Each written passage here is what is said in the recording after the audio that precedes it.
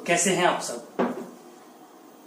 जो चैप्टर हमारा चल रहा है वंशागति तथा विविधता के सिद्धांत, आज उसका लास्ट सेशन है, आज उसकी लास्ट लेक्चर है। ठीक है, हमने सारा कुछ उसमें कंप्लीट कर लिया है। जो थोड़ा बहुत मुझे लगा कि जरूर होना चाहिए तो उसके बारे में आज हम उसको पढ़ेंगे। जैसे कि RH कारक है ना, RH कारक है, आपने पहले भी पढ़ चुका होंगे, वो आप लोग पहले पढ़ चुके हो उसको। और RH कारक के अलावा ब्लड बैंक वगैरह है, और ये एक रोग होता है एरिथ्रोब्लास्टोसिस फेटालिस, इस रोग के बारे में हमको पढ़ना है। तो चलिए बिना देर करे शुरू करते हैं। देखिए RH कारक क्या है, जब तक ब्लड ग्रुप की खोज नहीं होती, ठीक है, ध्यान से सुनिएगा मेरी बात को। जब तक ब्लड ग्रुप की खोज नहीं हुई थी तब तक क्या होता था कि लोगों को पता था कि भाई सबका खून लाल होता है, तो वैसे ही सबको ब्लड चढ़ा देते थे, है ना। लेकिन उनमें से कुछ लोग जीवित रह जाते थे और कुछ लोगों की मृत्यु हो जाती थी। ठीक है, कुछ लोग तो जीवित रहते थे, उसमें कुछ की मृत्यु हो जाती थी। अब ये रीजन लोगों की समझ में नहीं आता था कि ऐसा क्यों होता है, भाई खून तो सबका लाल रखा है और कुछ लोग जिंदा रह रहे हैं, कुछ लोग मर जा रहे हैं।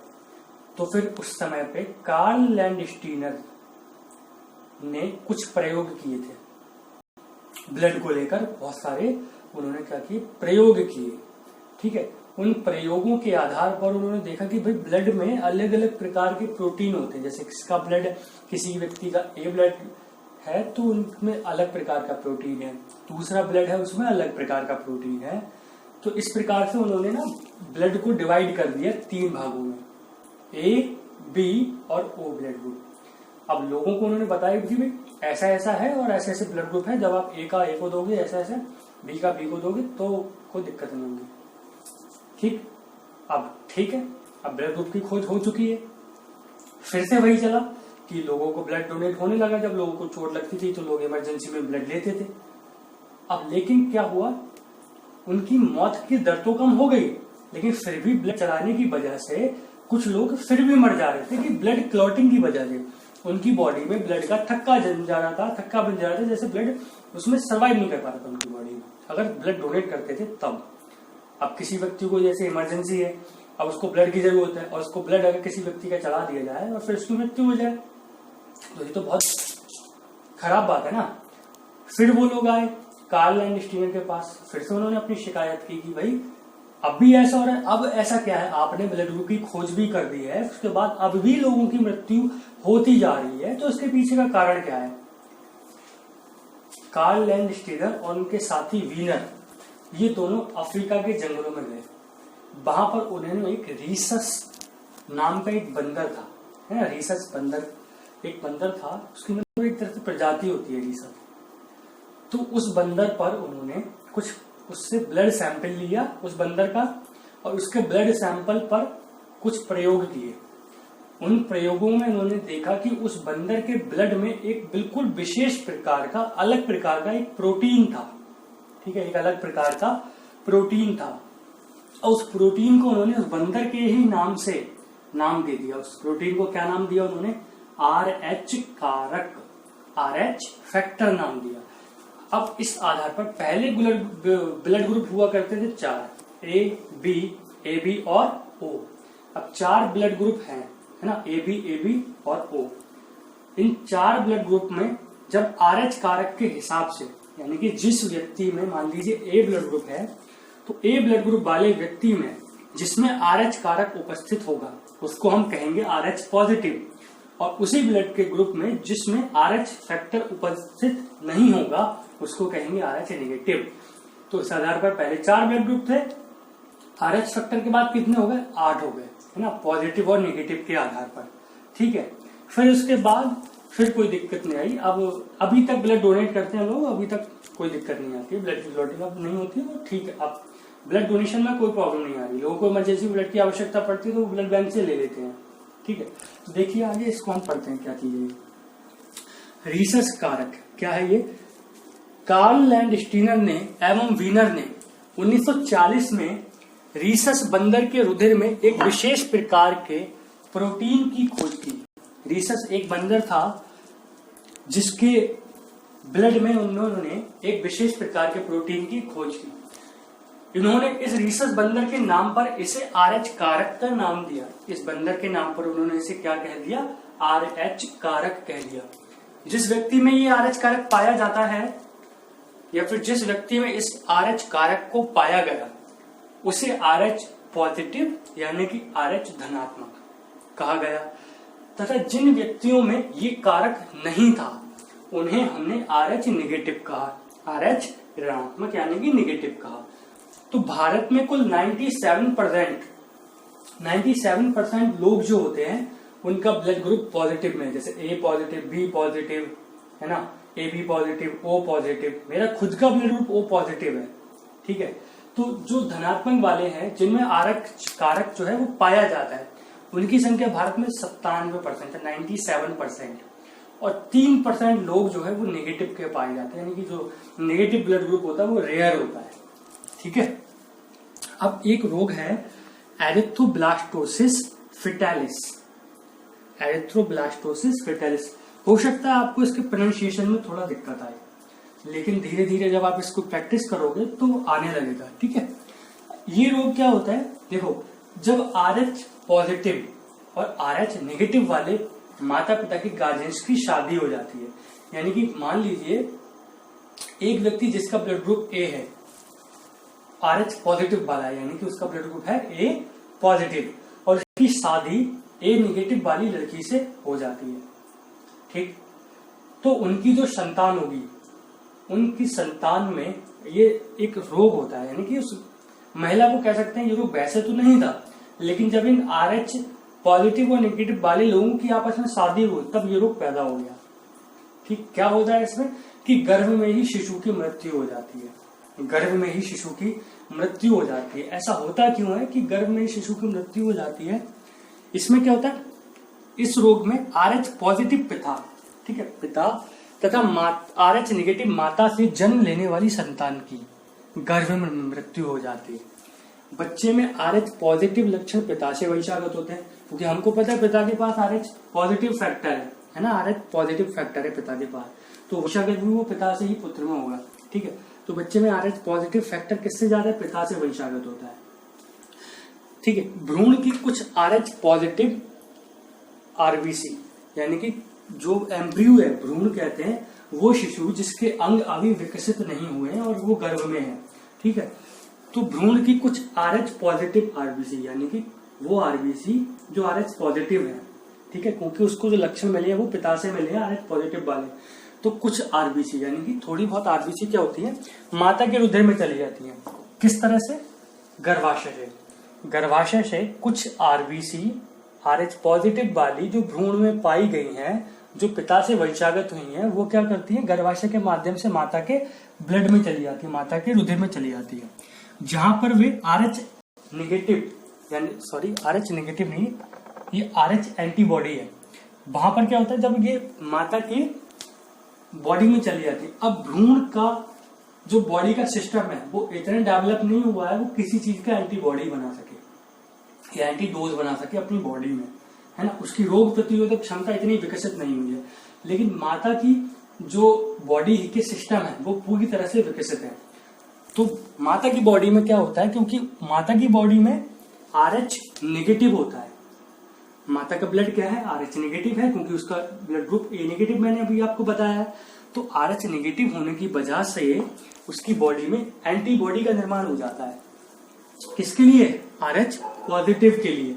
उसकी बॉडी में RH पॉजिटिव के लिए एंटीबॉडी का निर्माण हो जाता है, ठीक है। अब जहां से क्या होता है, RH नेगेटिव होने के कारण उसे कोई हानि नहीं पहुंचती। अब माता को तो उससे कोई हानि नहीं है, क्योंकि उसका ब्लड ग्रुप RH नेगेटिव है, वो एंटीबॉडी RH पॉजिटिव के लिए है, तो माता को तो कोई दिक्कत नहीं होती। लेकिन ये RH नेगेटिव एंटीबॉडी माता से भ्रूण के रक्त परिवहन में पहुंच जाते हैं, माता की बॉडी में वो सरवाइव कर रहे हैं, उसके बाद वो भ्रूण की बॉडी में भी चले जाते हैं, ठीक है। लेकिन उस समय पर जब पहली संतान होती है तो उस समय पर इनकी संख्या काफी कम होती है, बहुत कम होती है। तो उस समय पर तो शिशु को कोई फर्क नहीं पड़ता, सामान्य बच्चा जन्म लेता है पहली संतान में।